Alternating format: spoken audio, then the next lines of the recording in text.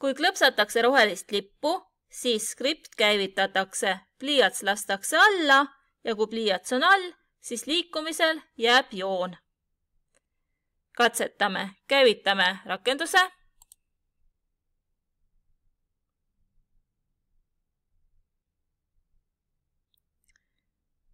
Ja kraps joonistab meile ruudu. Vaatame veel kord. Liigu, pööra, liigu, pööra, liigu, pööra, liigu, pööra. Kui ma soovin suuremat või väiksemat ruutu, siis pean siia kirjutama vastavalt kas suurema või väiksema arvu. Katsetame.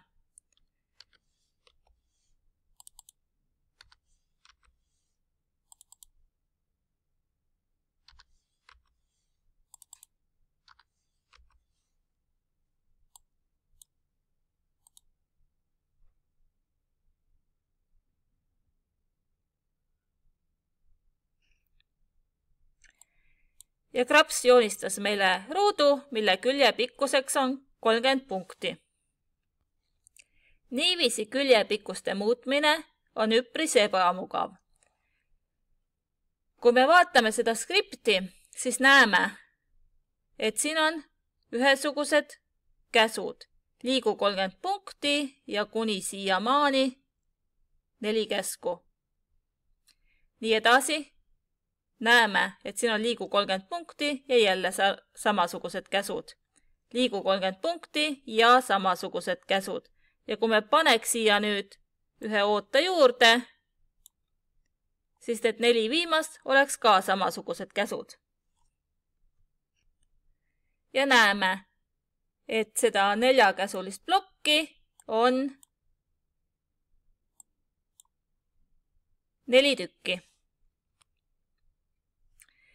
Võime kasutada kordust korda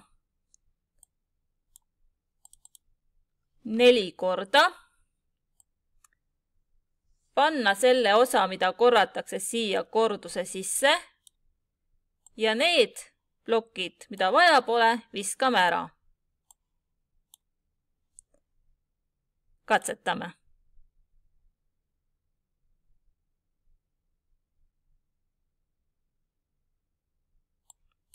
Väga hea. Ja muudame nüüd küljepikkust. Paneme liigu 200 punkti.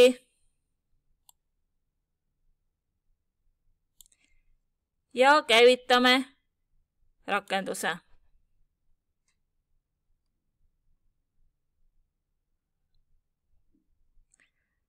Tundus, et läks natuke lava pealt välja. Kustutame ruudud tühikuklahvi abil ja proovime uuesti. Tõstame krapsu natuke kõrgemale, et oleks rohkem ruumi ja klõpsame rohelist lippu.